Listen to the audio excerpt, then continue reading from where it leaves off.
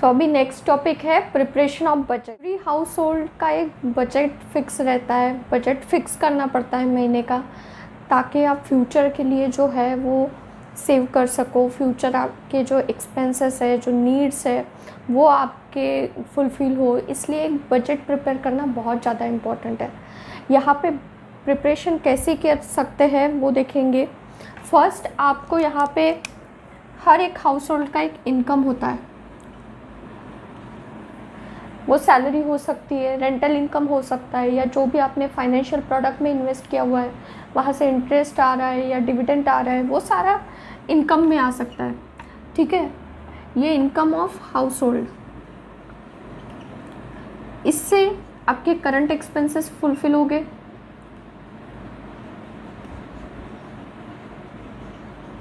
और current expenses fulfil होने के बाद जो बचेगा वो आपकी सेविंग होगी, और ये सेविंग काम में आएगी आपके फ्यूचर एक्सपेंसेस को मीट करने के लिए।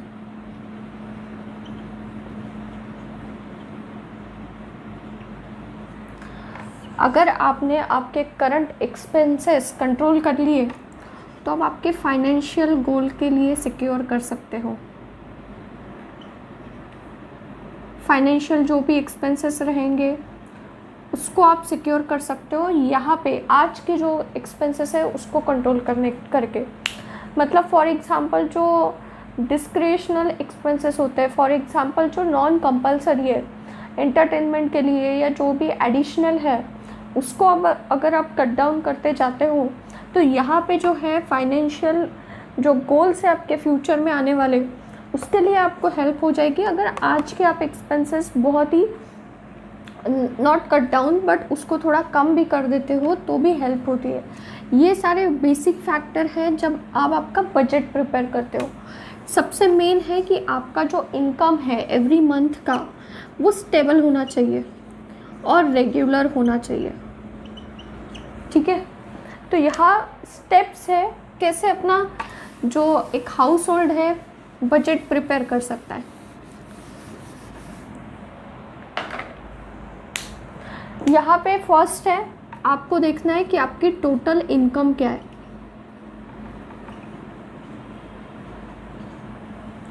लिस्ट बना लो कि आपकी टोटल इनकम क्या है, कहाँ से आपको रेगुलर इनकम आ रही है, उसकी एक लिस्ट बना लो। अभी जो इनकम है, इनकम में सिर्फ आपकी सैलरी ये आपका करंट इनकम नहीं है।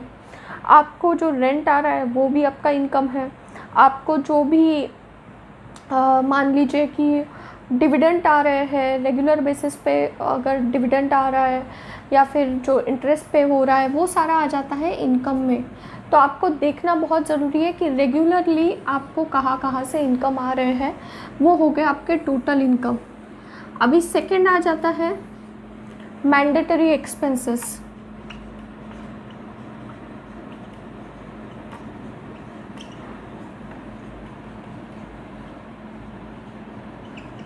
मैंडेटरी एक्सपेंसेस में आपके लोन एंड आपका जो टैक्सेशन पार्ट है वो आ जाता है मैंडेटरी एक्सपेंसेस में, जो देना ही देना है।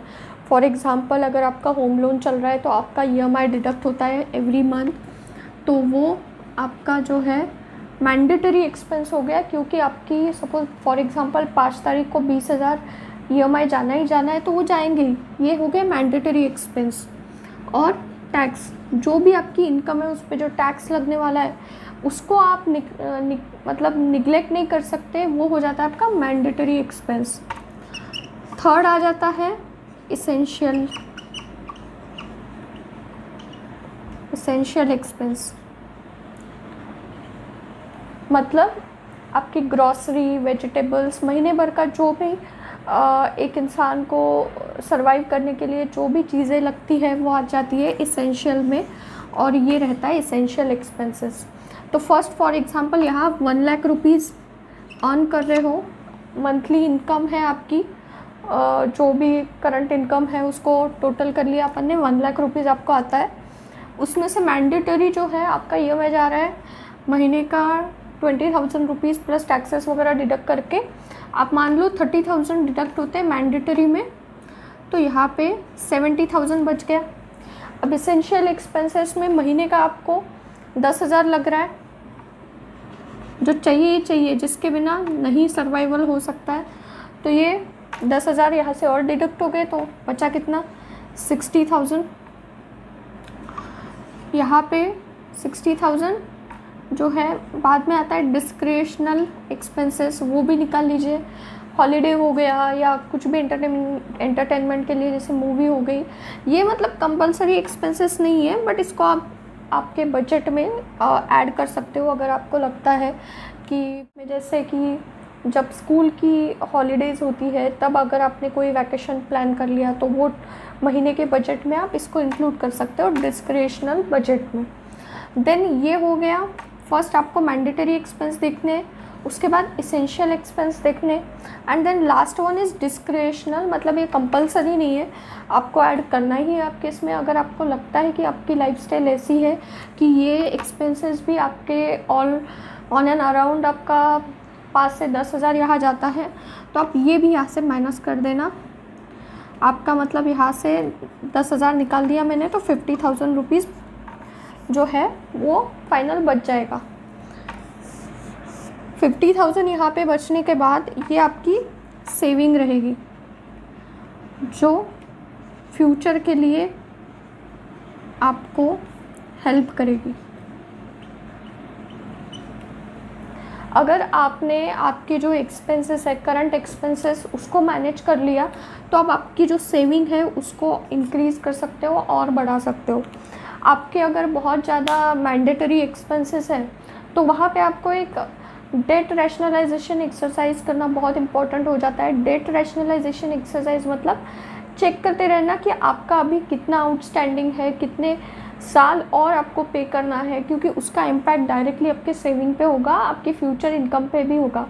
अगर फ्यूचर इनकम आपकी इंक्रीज़ होती है फिर भी वो 20,000 आप उसको रिड्यूस करके ही आपके हाथ में आएगी, क्योंकि आपके ऊपर एक लायबिलिटी है। So this is all about preparation of budget.